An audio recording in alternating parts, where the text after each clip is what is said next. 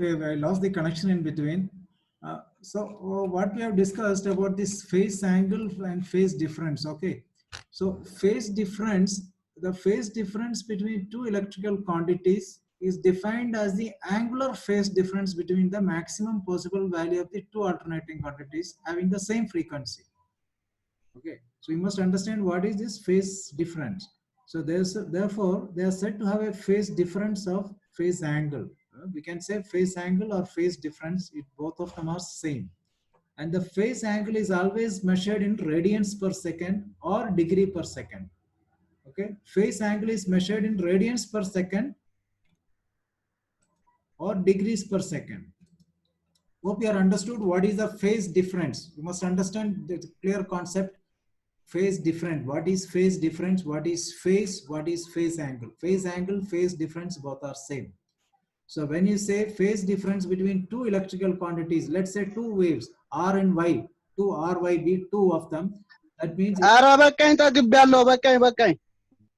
is the angular, phase angular difference between them. Okay, it is a phase angular difference between them.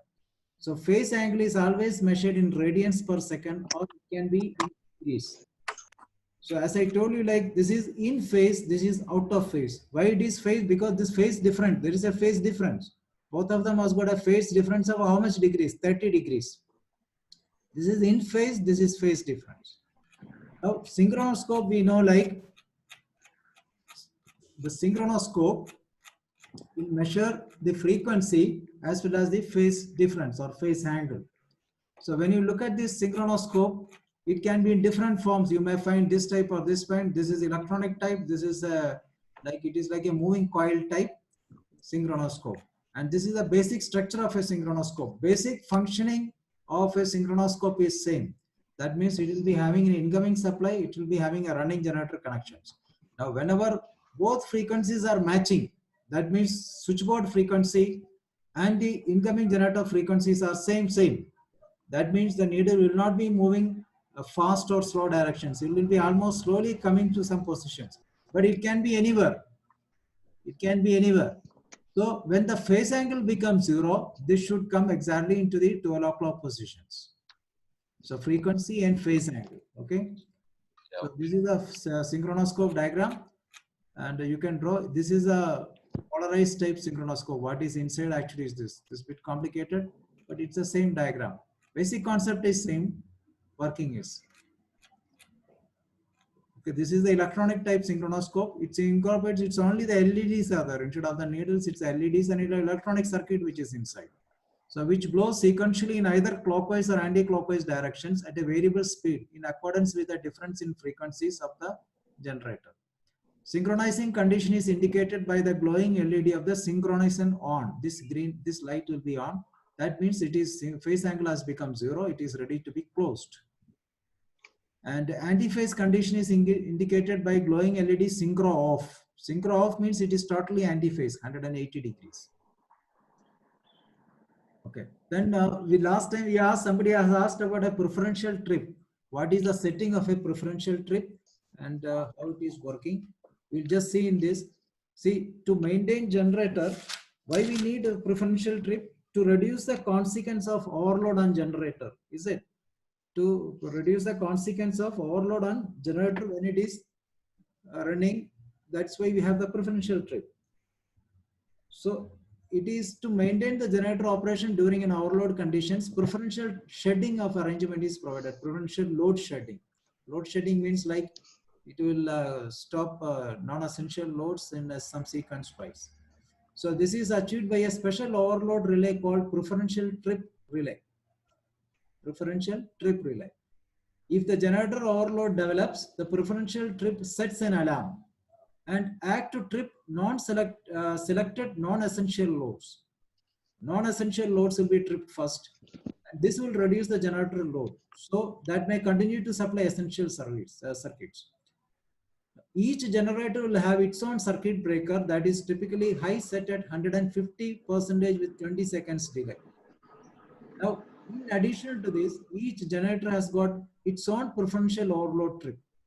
Now, this being low set around 110% of current and instantaneous load operations. You see, 110% is here, but in some ships through the power management system, they have got 100% also. Like 100% for 5 seconds will be preferential 1, 100% for 100% for 10 seconds will be preferential 2. Like that 2, like that settings also there. But generally standard, you can say it is set at 100% of the rated current. Okay, 100% of the rated current. If a generator overload continue to develop, if preferential overload trip will operate to energize a timing relay, and this timing relay operates to disconnect non-essential services in a definite order at set time intervals.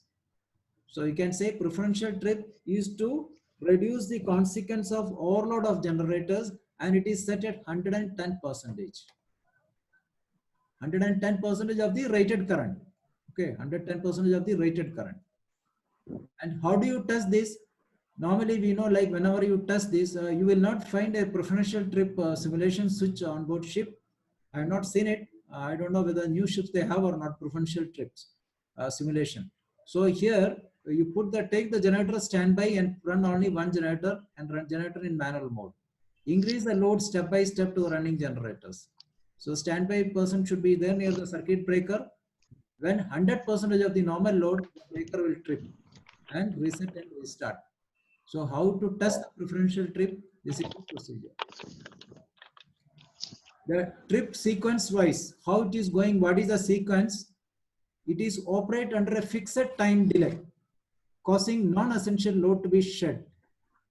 So as I told you, it is 110%. 5 seconds you find it will be yellow mark. You know, on the switchboard you'll find this coloring, yellow, green and blue, the markings. Yellow means which will trip in 5 seconds. These are basically non-essential loads like air conditioning, entertainment systems, accommodation fans, cold fans, amplifiers, etc. to reduce the generator. So the yellow one is 5 seconds, green one is 10 seconds. Cargo equipments and all, it will comes in green one. And then 15 seconds is a light blue. So this is the last 5 seconds, 10 seconds, 15 seconds. This marking are there on the switchboard. So to you know which one can trip in 5 seconds and 10 seconds and 15 seconds. If this thing doesn't happen in 20 seconds, the generator will trip after this. So this is a sequence of preferential trip. If you look at this is a diagram. This is a whole type how it is working. This preferential basic concept you can see here. Now this one is non-essential, that is 5 seconds. This will be 10 seconds. This will be 15 seconds. So the preferential trip consists of electromagnetic coil. You know these coils. These are the electromagnetic coils and a dashport. The dashport means this is only to give a delay. These dashport arrangements. So along with this, there is also an alarm system which function as soon as the overload is detected and trips that start working. So there are some mechanical linkage also in the circuit which instantaneously operate the circuit and completes the circuit for preferential trip. This dashport is basically to give a time delay. It consists of a small piston with a small orifice which is placed inside a small cylinder assembly. The piston moves up and up against the fluid silicon. There's a silicon fluid inside, and the time delay is governed by the orifice.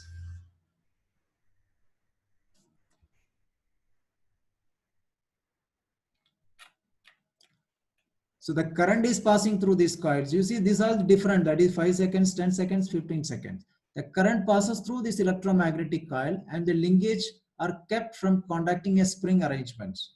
This is a non-essential trip. You can see here there's a contact here. So as soon as the current value increases, the current which is going through this coil increases, the limit, the electromagnetic coil will pull this linkage, this will pull the linkage up against the spring force and operate an instantaneous circuit and alarm system. The lower linkage completes the circuit for the preferential trip circuit. That is this one. So the current passing through the coil in the preferential trip circuit, which will pull the piston in the dashport, and moving of this piston is governed by the diameter of the orifice and the time delay made by the same. The preferential trip operates 5, 10, 15 seconds and load is removed accordingly. If the load is still persists, audible alarm and visual alarm is sounded. So this is a preferential trip. Why we need a preferential trip? How do you test a preferential trip? What is a preferential trip? I think this is clear. And setting is, I told you 110%. You can say 110%. Because it was different. In some ships I found it is 100% for 5 seconds, 100% 5 seconds preferential trip, 100% 10 seconds preferential trip 2. So it was also like that. So but you can say standard is 110% of the rated current. When it exceeds this, then the preferential trip will activate.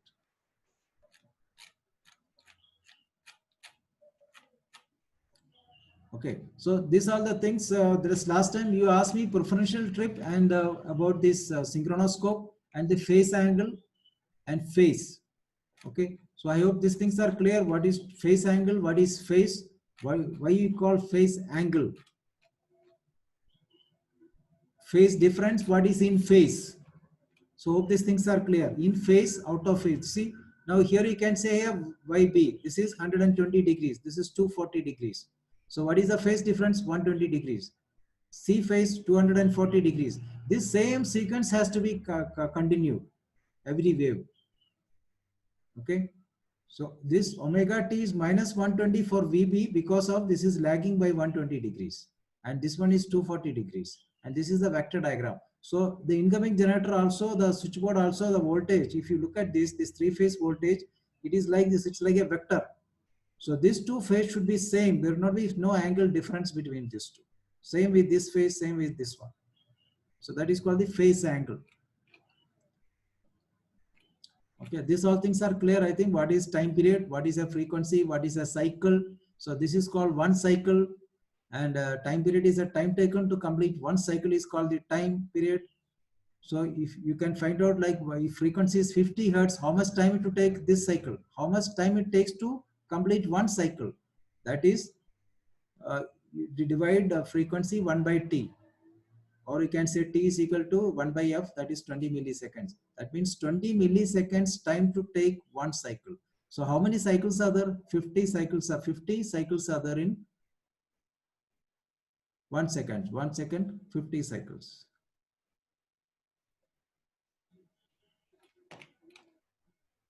Lagging and leading is clear, I hope. You see, in this case, you can say this is leading, this is lagging, and this is in phase. Okay. So here also you can say this is in phase. Means the RMS voltage, the maximum peak voltage, it will achieve at the same angle here. And zero crossing, this also zero crossing, this also zero crossing, means it will cross this, both waves are crossing zero at the same time. So we can say it is in phase waves. Voltage and current are in phase. In this case, it is lagging by 30 degrees. So it is there's a phase difference.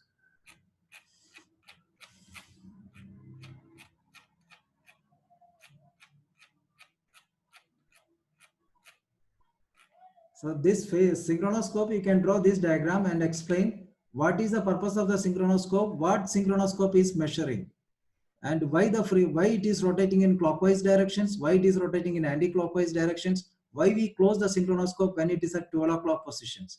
These three things you can specify from this diagram. Okay, so the last class that we'll go to the distribution side. We have seen what are the switchboard safeties. Just go through this. Maybe this will help you for your Viva and all. What are the switchboard safeties you will find? General switchboard safeties, overload trip on various. Sorry, sir. I have a question. Yes. Can you go back to procedure on testing? Procedure? Yeah.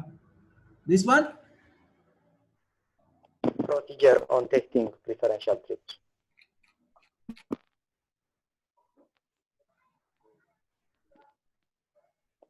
Yes.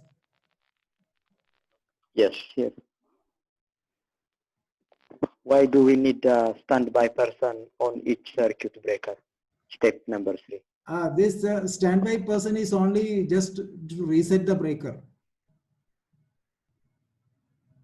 You don't have to do anything. It's only to reset it. Understood? You see this preferential trip we are doing because there is no simulation switch on board. I have not seen any simulation switches for preferential trip. This we have to do with taking the generator on a manual load and removing all the generator from the standby and start increasing the load on this. So you have to observe it like you have to see that the indications on the switchboard like this green, blue and yellow indications. How 5 seconds the yellow one should trip, 10 seconds green one should trip, 15 seconds light blue should trip. So this you need to observe it. Like when you are tripping it, which one is tripping, like which are the circuits are tripping. So this person on the switchboard is only to reset the breakers. There is no other purpose. Okay.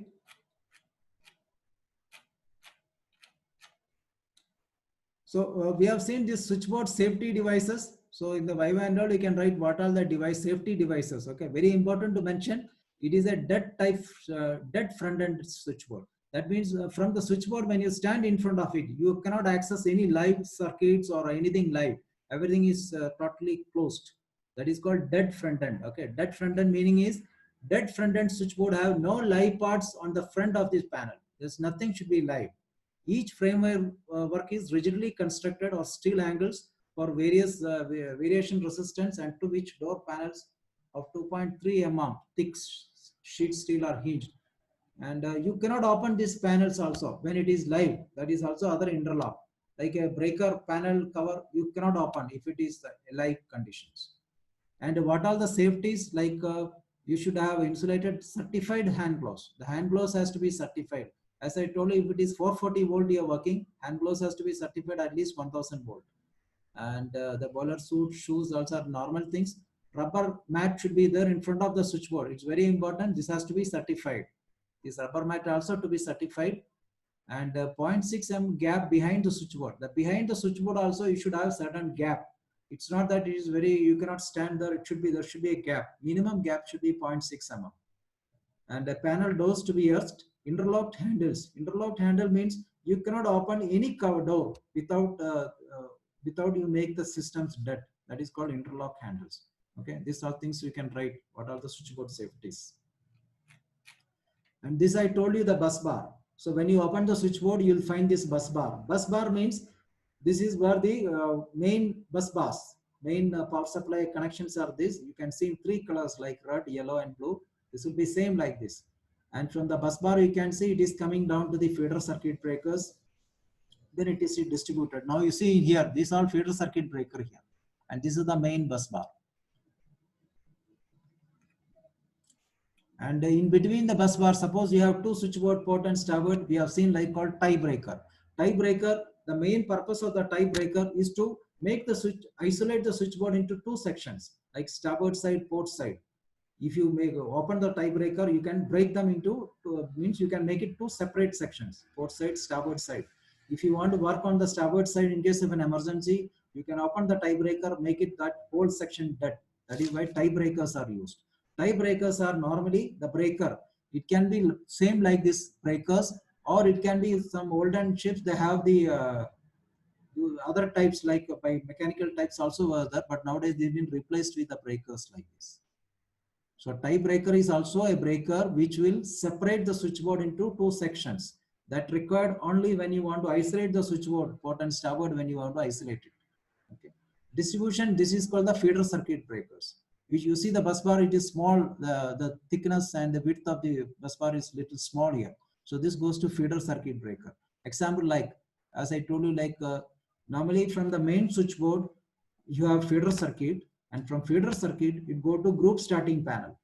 From group starting panel, then it goes to individual starter panel, like steering gear motor. Steering gear motor is in the steering gear compartment. Inside the steering gear compartment, you will find a group starting panel. In that, you will find a lot of things like steering gear. Yes, Adamas, yes, go ahead. Yeah. Sir, which kind of job really we are talking about? We have to isolate the tiebreakers. Tiebreakers. For which kind of jobs? Yeah, I'll show you. Maintenance, we have to. Yeah, I'll show you this. Tiebreakers basically, like suppose you want to work on the port side switchboard, you want to make it, suppose there is some emergency, like some breaker you want to change, or some emergency, some bolt has become loose inside. In such conditions, you have to make that whole section dead on the port side or starboard side, whichever it is. So you need to make the switchboard, port and starboard, separate two sections. Normally the switchboards are port and starboard is connected using a tiebreaker. So you open the tiebreaker, make them two separates. In case an emergency, like because when you're working on the bus bar or when you're working inside the switchboard, you have to make it completely dead, that section. At that time, you use these tiebreakers. You make one section complete dead. Jobs like this, suppose you find one of the bus bar on the port side, some bolt has become like overheating, you're suspected inside, or some bolt has become loose, there's a overheating, or you want to take out the breaker on number one switchboard, number one generator switchboard, which is on the starboard side, you want to take out the breaker. So that time you have to make it completely dead. And you have to transfer all the load from the starboard side into port side. All the machineries has to be running only on the port side. Keep all the machineries off on the starboard side and open the tiebreaker. Then you can work. And normally the switchboard works are carried out in dry dock. But in case of an emergency, like you need to do it like sailing time and all, then you can transfer the load, all the machineries to the starboard side or port side, and make the starboard side dead using this tiebreaker. This will come in use because some case emergency it happens, like if you want to work, to safely work, you need to do that. This I was telling you about this one. I will show you some distribution diagrams of the ships, power distribution diagram. In that I will show you what is a tiebreaker and what is a supply breaker, what is a feeder breaker. And also we will see in case if you have to do some maintenance, how do you proceed that. I'll give you the steps also, how you need to work on board ship. We'll see that also. You see here, this normally this IR value which I told you, normal insulation, you take it rated value voltage divided by 100 plus 1. Okay, that means if you are measuring, let's say 440 volt machine, then it is 440 divided by 1000 plus 1. That is a minimum insulations. Okay, minimum insulation what is expected. And then we saw like various type of fuses. How do you calculate the fuse current? It is always calculated based on this calculated to be 10 amps. That means if the normal steady state current, okay, is calculated to be 10 amps, then 135% you have to multiply with that. So then you can select the fuse. So this is how do you size the fuse. So whenever you want to, you are confused like what should be the amps should be used. So you must take like 10 amps fuse. Then if it the total steady state current is 10 amps, then multiplied by 135%. So you get 13.5. Then you see what is the higher side. So 15 amps. So you can use 15 amps fuse. So this is a way how do you calculate the sizing of the fuse. Okay. Maybe they can ask you in oral and all, how do you change a fuse? Suppose you don't know what is the fuse which is used. You can calculate based on this 135%. Just remember 135% of the rated current. Voltage also, fuse voltage is also very important. So you have to see two parameters when you use the fuse, whether it is voltage also, the amps also. So basic thumb rule for voltage rating is that fuse must be always higher than the voltage rating of the circuit. So that is protecting. For example, if the circuit voltage is 24 volt, fuse voltage must be higher than the 24 volt. Okay. So this is what we have discussed in the last class, and today topic, we will go to the distribution side. So this chapter is 2.1.39 distribution. And in this distribution topic, some of the things we have discussed last class, we will see here. In this, we will see some regulations on the switchboard. What are the specifications of a switchboard? Then we will see the circuit breaker. What are the major components of a circuit breaker? And how do you size a circuit breaker? How do you select a circuit breaker? We will see some circuit breaker diagrams. Circuit breaker diagram and troubleshooting of circuit breaker. Then we will see some protection coordination. What is a protection coordination on ships, and the maintenance of the switchboard, and neutral, earthed and insulated systems. So these are the topics for the coming topic today. Okay. This distribution, like generally, these are from the class regulations. Okay. So all the switchboard should be provided with switchgear for outgoing circuits so that isolation of the maintenance is possible. These are the class regulations for a switchboard. Consumers for essential or important service shall be connected to the main switchboard, distribution board, or motor control center by separate circuits. You see this motor control center, it is motor control center means sometimes they say motor control center. Like suppose you got a supply pump, circulating pumps, you know, all are in a generator room. They call sometimes a motor control center. So it is like a group starting panel only. It is a distribution, small distribution panel that is called motor control center. 2 units supplied from the main generators and serving the same essential or important purpose shall have separate supply circuits.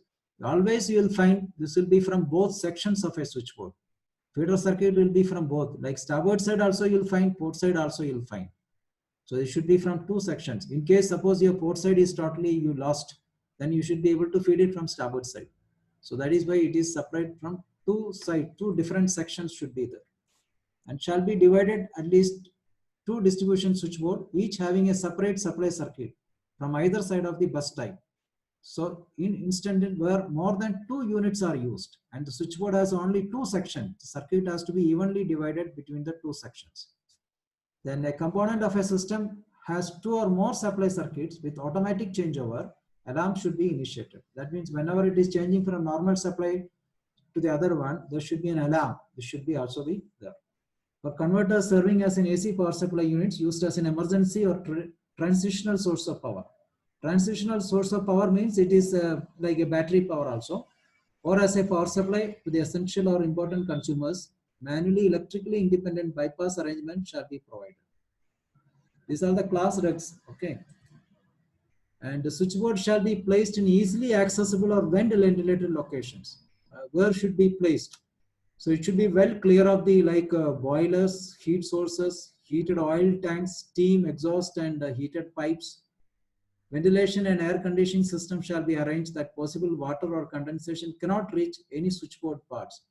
So basically why I put this, they can ask you like what are the regs class regulations for a switchboard. So you can say all these main points. Where should be switchboard should be placed? What are the things should be like, you know, like boilers, heater tanks, pipes, exhaust pipes, all should be clear. There should be proper ventilations, and a pipe shall not be installed so that switchboard may be endangered in case of a leaks. So there should not be any flanges, like, you know, pipe should not have any flanged or screwed connections in this area. Pipe can go, but it should not be flanged. Still, it should be clear of the switchboard.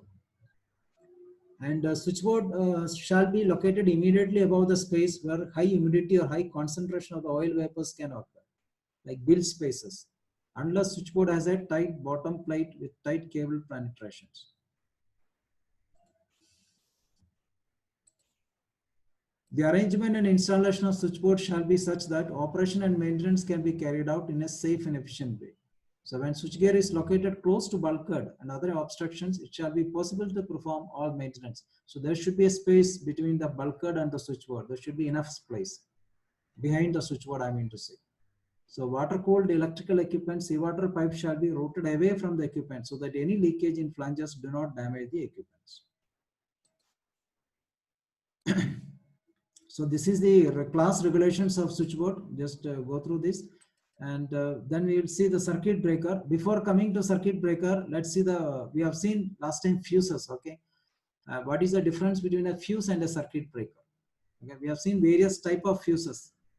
Fuses works on the principle of electrical and thermal properties, whereas circuit breaker works on the electromagnetism and switching principles. This is the main difference. Fuse works on electrical and thermal properties because it melts away. Circuit breaker is electromagnetism and switching. Fuses cannot be used, but circuit breaker can be used. That's the main important. There is no need to change a circuit breaker after any fault take place and the coil is stripped. And a fuse is an electrical device made up of glass or porcelain or plastic material containing a thin piece of wire. If any fault occur in the system and overcurrent through the circuit, yes. Sir, about switchboards safety, we say there should not be any flanges of seawater pipes inside this space. Not inside. But my previous ship I saw. Yeah. For example, we have switchboard in the control room, yes. So in control room we have air conditioning unit also. So this air conditioning unit have a cooler, seawater cooler with flanges. So how we explain this one?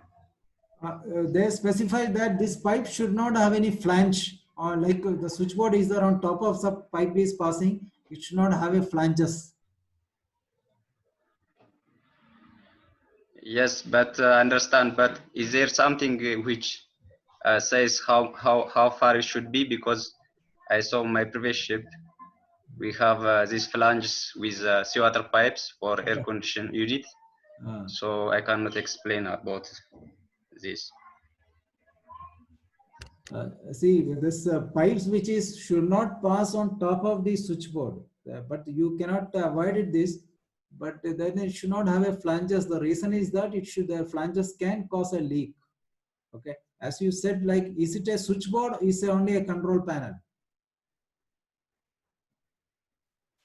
In control room, we have this seawater pipes which is going for the air conditioning unit. Yeah, the control room air conditioning unit.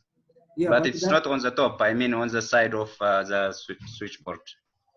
Because it should not. It can go through the side because it should not drip into the switchboard from the top. Because why? You see, the switchboard top cover is not fully closed. There are some ventilation because in case suppose inside switchboard and all.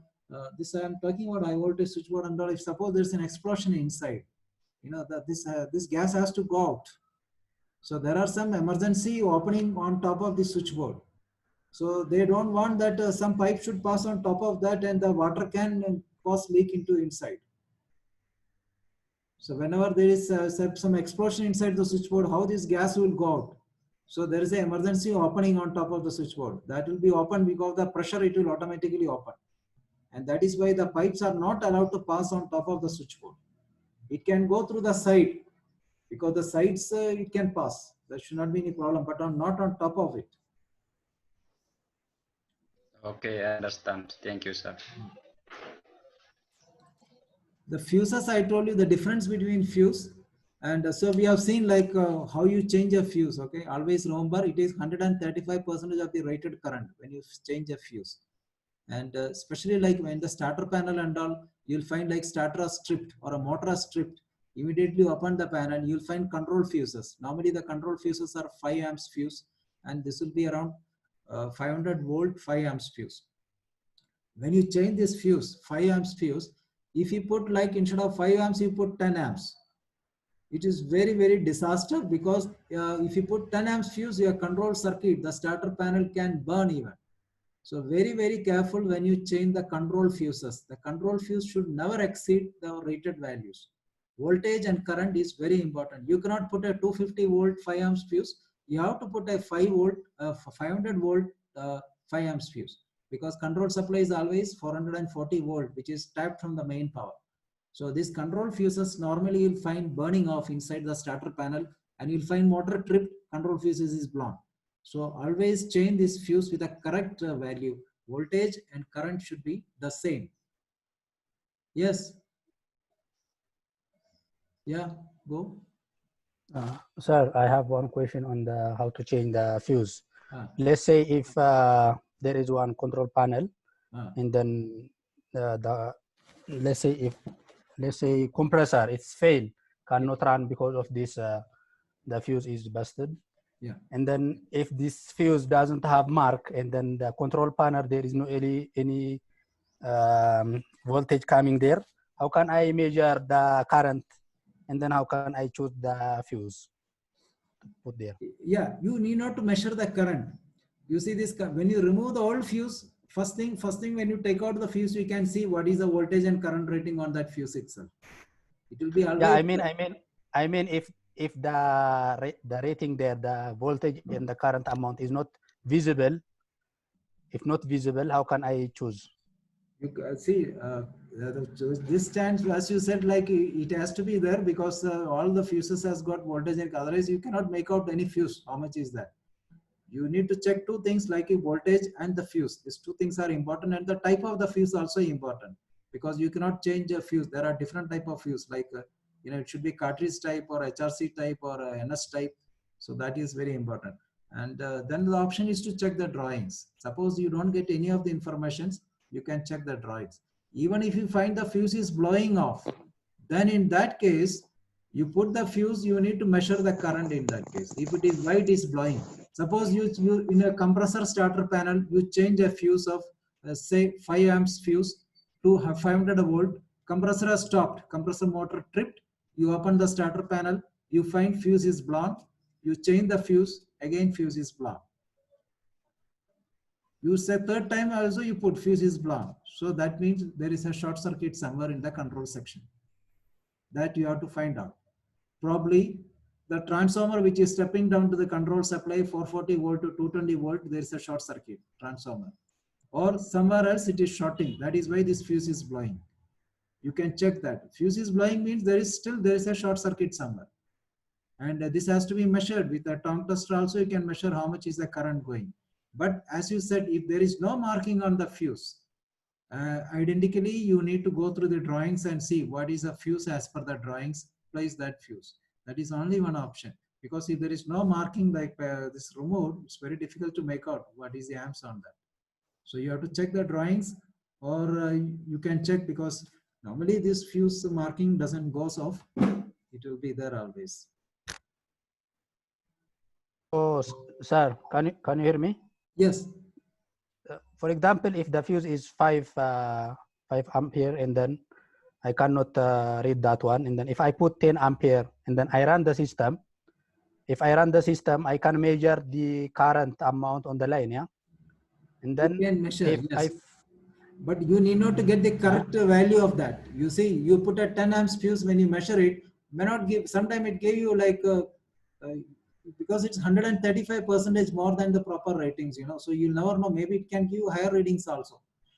So it is very difficult to make out in that way. By measuring tongue tester and all, it is difficult. Ideally, as I told you, like normally this fuse marking never goes unless somebody remove it, because it is that the fuse marking is put on the fuse. It is not a paper or anything. It is like from the manufacturer itself, they put it in a very strong way, it doesn't come out. But if you find that there is no marking and voltage, then you need to check the drawing first and see, can in the drawing, because every starter panel has got the drawing inside, you can check and see what is the actual rating of it. And still also you don't have a drawing, you don't have a marking, then option is to measure the current, put a fuse, as you said, like you put a higher amp fuse and measure the current, and then use a reduced fuse. Reduced fuse, because putting a higher amp fuse will blow off the control circuit. It is not safe to use at all. Okay, sir, thank you. Okay. So this what we send the circuit breaker. in the circuit breaker, we will see major components of a circuit breaker. What are the major components? Like shunt trip coils, what is a anti-pumping relay, and what is a UVT, under voltage strip. All this, what is the function of all these relays is very important, because see, circuit breaker, everybody only just read from outside, but what is inside? What is a trip coil? Like, you know, there are shunt trips, shunt closing coils, under voltage strip, auto anti-pumping relay. You must know the function of it. And how do you take out a circuit breaker? How do you put a circuit breaker? How do you troubleshoot a circuit breaker? What are the routine maintenance what you carry out on a circuit breaker? We'll just go one by one after this. Okay. So circuit breaker, it's an electronic equipment. It is used for protection of electric circuits from short circuits and overcurrent. What is the purpose? Short circuits and overcurrent. You know what is a short circuit? Short circuit means the current takes an unusual path, is it? That is called short circuit. And ACB means air circuit breaker. As I told you, the circuit breakers, there are three types. Basically three types, and air circuit breaker, SF6 circuit breaker, vacuum circuit breaker. These are the three circuit breakers you will find all of the Merchant ships. If it is a 440 volt ships, that means a low voltage. We'll say up to 1000 volt is low voltage. So if you say ship is a 440 volt, you'll find only air circuit breakers. You will not find SF6 breakers or vacuum circuit breakers. These two breakers, SF6 breaker and vacuum circuit breaker, you'll find only high voltage ships, or some ships like container ships, they have these vacuum circuit breakers. Now, these are the three type of breakers. Now, how they say these three type breakers, it's how it is working. Okay, air circuit breaker means air. It is the contacts are moving in air. That is, it is called air circuit breaker. As I told you, there are two contacts, moving contact, fixed contact. So we call air circuit breaker means the contacts are moving in air. SF6 circuit breaker means the contacts are moving in SF6 gas. SF6 gas means it is sulfur hexafluoride gas.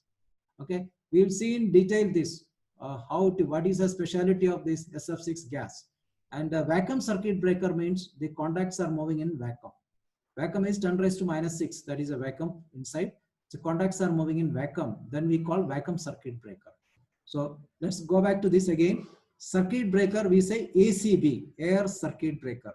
You will find all the 440 volt ships, switchboard breakers are ACBs. Okay, it opens and closes the circuit automatically and manually.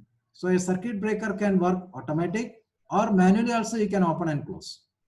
You will see the diagram, how it looks like this, how you open manually, how you close it. Okay, and open circuit automatically when there is a fault take place, such as a short circuit. Whenever there is a short circuit, when there is an earth fault or some reverse power, this breaker will open automatically.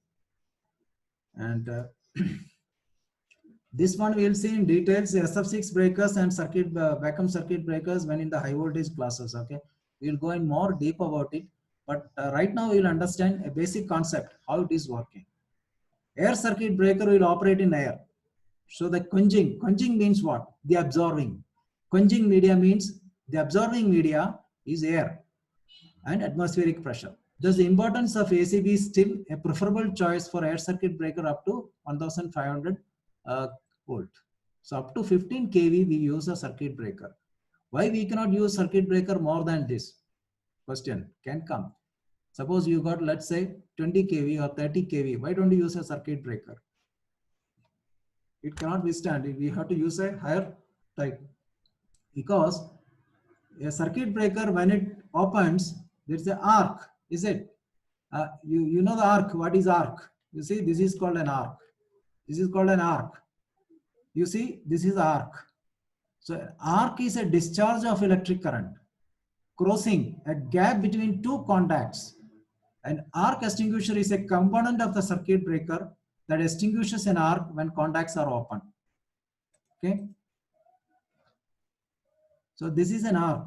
Whenever these contacts open like this in a circuit breaker, because circuit breaker is always opening and closing. Whenever it is open, what happens? This arc is formed. Arc is it's an electronic, it's a current flow. It is a current flow between two contacts. You assume that this is a fixed contact, this is a moving contact. In between there is an arc. This is an electron current flow. This is called arc. Okay, an arc is a discharge of electric current. This is an electric current crossing a gap between two contacts. So an arc extinguisher is a component of the circuit breaker that will extinguish this arc when contacts are open. So when the arc will come, when contacts are open. That is why we always offload the generator. Suppose when you take the generator and offload, we reduce the load, then only we open the breaker. Understood? That is why we reduce the load and take the breaker offload. Otherwise, what happens when you on load, when you try to open the contact, it can give a very high arc. Okay, so here we stopped here. This one.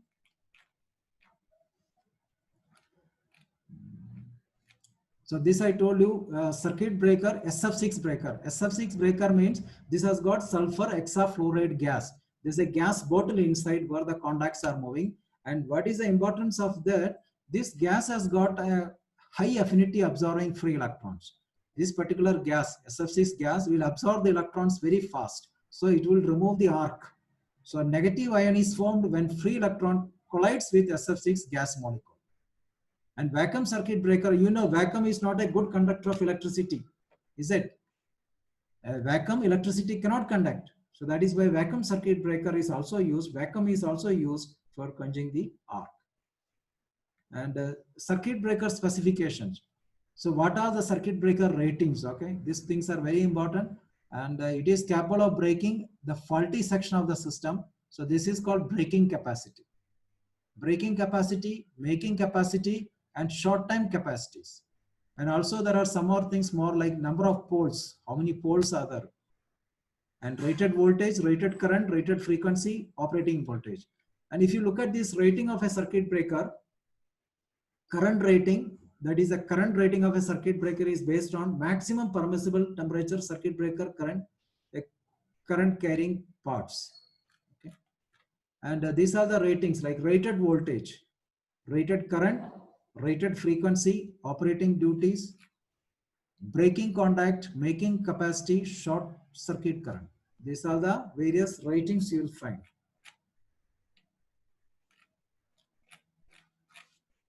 So this is the circuit breaker. If you look at the circuit breaker here, you can see here 1 and 2, this is the manual push buttons. And number 3 is the contact indication, whether it is closed or open indications. And number 4 is the status of the spring. The spring is, there is called a spring which is inside operated by a motor to close and open this breaker automatically. So whether the spring is charged or not, that indicates this. And the spring is discharged, this handle manually you can charge it. Now when you need this handle, suppose there is a blackout. Okay, there is a blackout, and suppose let's say there is no power and this has gone. This power for this motor is lost. You need to manually charge this handle and the spring will be showing charged. So this is called the charge indications. And the 6 is the LEDs. These are the LEDs. These are the setting panels on this. Controllers and digital displays. You see, these are the major parts of a circuit breaker. What do you find? Auxiliary contact. Auxiliary contacts are here. Whenever circuit breaker makes indications and all, this is used. Under voltage release. Whenever the voltage is reduced, under voltage release means it will open the circuit breaker whenever the rated voltage is reduced. That is why you cannot close a circuit breaker unless generator voltage is built up to a certain level. That is one protection. Under voltage protection it is. You can't close a circuit breaker once the voltage is rated voltage is not reached. This is by this. Then closing magnet. This is the closing coil, closing the main contact of this. And this is the shunt release. Shunt release means it is shunt trip. Okay. Whenever there is any other, suppose the breaker has to be tripped, this is by a shunt coil. I will show you how this shunt coil is there. And this is the handle. This is on the front side. Operating mechanisms, main body. This is the controller. This is called the controller. This shunt trip coil is like this. See here.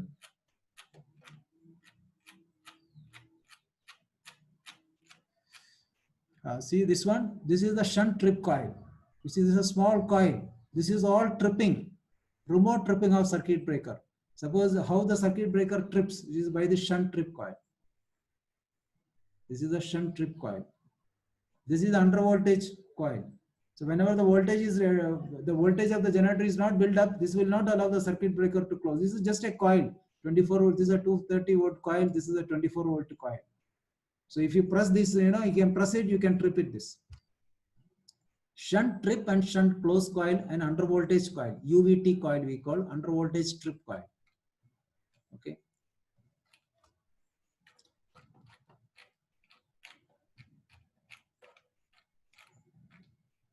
So where we reached this one. So circuit breaker closing mechanisms to prevent damage. To prevent damage, circuit breaker must be closed rapidly. This is done by power rather than manually. This type of closing mechanism, manual spring and motorized. So circuit breaker can be closed manually or with a motor. Motor means it is just a spring which will charge the spring, and with the remote closing coil signal, it can close.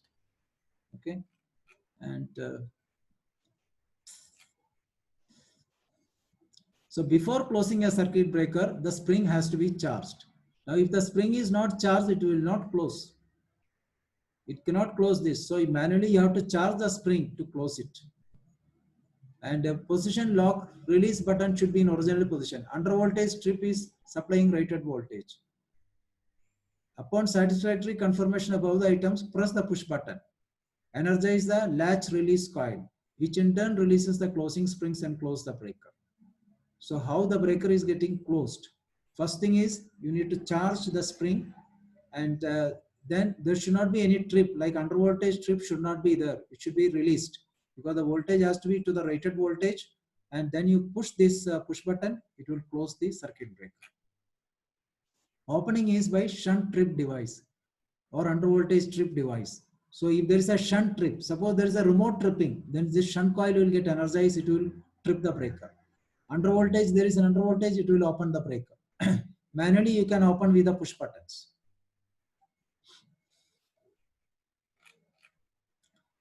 So there is one important thing is this.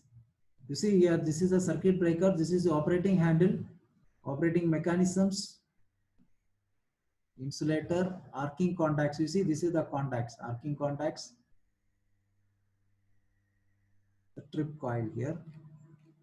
So this is the arc chute. Arc chute means, you see, this is a moving contact, this is a fixed contact.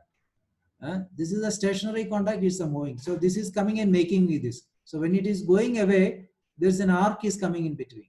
Hope this is clear. Moving contact, fixed contact. What is this? This is an arc. Now this arc is going inside this arc chute. These are the plates. So this arc is split and the arc is extinguished. This is in case of air circuit breaker. This is called arc chute. Arc chute is a set of metal plates. 1, 2, you can see these are the metal plates arranged in parallel and mutually insulated from each other. In between there is an insulation which can divide, cool and safely extinguish an arc. Basically this will split the arc and making it cool. So this is called arc splitter. This is called the arc splitter. And this is called the arc horn, arc divider. These whole things you can remove it by hand. You can just pick it up this, you can remove it so you can access the contacts, moving contacts. Here you can see here. This is a moving contact, this is a fixed contact. Okay, we'll stop here today. Hope this is clear. Then very important thing is anti-pumping relay. Okay. Yes. Yes, Admasu, go ahead. Sir, on previous slide on the mechanical part of the breaker, I don't understand how mechanically it's working. I mean, this is normally open, yes? So yes. When we actuating the handle where the spring is, we are tensioning the spring, I don't understand. Okay, see this breaker, there's an electric solenoid also. Breaker is normally operated with the springs. Okay, the springs are charged always and it closes. You can close the breaker also, but these breakers nowadays, all the breakers like mechanically, it's not like a switch you can open and close it. These are the old type breakers. Nowadays all the breakers are with the spring only. But spring, once a spring is fully charged, you can remotely open and close a breaker, or you can locally open and close a breaker with the spring. Here it is not shown in details. This is the operating mechanism. This is an electric solenoid. And with this handle also you can open this, but this breaker what we have here or on board ship, you will not find this facility. Mechanical opening is not possible with the spring only you can do it. And the spring has to be charged. Some of the breakers are there. I can show you one breaker in our lab. We have fully mechanical. That is with a handle. You can open and close, no spring, nothing in this case. This is a old system of breaker which is fully mechanical. This diagram is not full, and that is why you are confused with this handle. How do you operate this? Okay. So I will show you one fully mechanically operated breaker drawing, not this one, so that in that you can see how it is mechanically operated. This is the electrically operated. This is the solenoid. Okay, sir. And this you hope you understood what is the arc splitters and arcs. These are the arc splitters. This is a moving contact. This is a fixed contact. The arc is in between them, and this splitter will cool and break the arc into pieces. You know, it will split the arc, so then it gets extinguished. Okay. And other important one is anti-pumping relay. This is very important. What is the function of an anti-pumping relay? You see, anti-pumping means it is repeated opening and closing. So anti-pumping relay is a device in circuit breaker whose function is to prevent multiple breaker closure. Multiple times, like keep opening, closing. To avoid that, we have an anti-pumping relay. Now you look at this diagram here.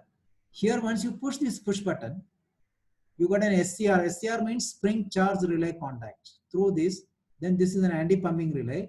Then this is your main closing coil, gets energized and breaker closes. This is the main anti-pumping relay. This anti-pumping relay will not allow repeated open close of this breaker. It will give a protection. Why? Because if this switch, this is called trip normal switch, TNS switch, trip normal switch, and this switch is getting, suppose a spring loaded switch. If this gets damaged, it will be continuously giving a signals to this. And suppose you have some safety signal is operated here, you know, and this relay, this will open this contact. So it will not allow the breaker to close. So this is the function of an anti-pumping relay. Anti-pumping relay is a device in circuit breaker whose function is to prevent multiple breaker closure. So what for anti-pumping relay? It will not allow you to breaker to keep open close situation, or something wrong with the main switch, because this is always a spring loaded switch. If the spring is broken, it will give a continuous signal to this. And if this relay is not there, it will be keep closed in case of any of these things. So it is like a interlock circuit, which will not allow the breaker to keep open and close. Okay, this we'll see in the next class. How the sizing of a circuit breaker and some circuits of the circuit breaker. I have some circuits from my ship. This is the circuit breaker and how the interlocks are there. Where is the anti-pumping relay? What are the various interlocks?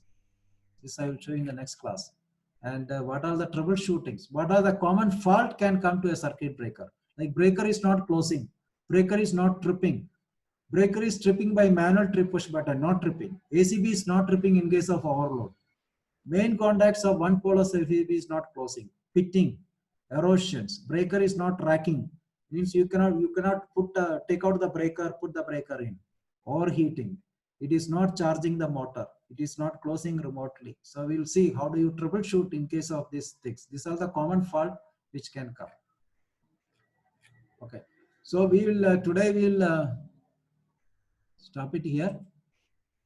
Okay. And I have sent you all the slides. You can go through this. And tomorrow evening we'll have a repetition class for a three-phase transformer. So we will discuss all the tutorial questions and some numericals also on the transformer. We will discuss tomorrow's evening class. I have given you 15 numericals, and all the transformer numericals will be discussed tomorrow's evening class. Okay, gentlemen. I think we have time up. We'll finish it today. Thank you.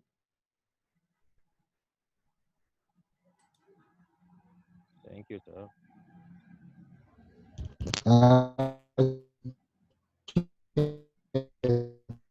Okay, see you next class. Thank you. Thank you. Okay, thank you. Okay, thank you. See you.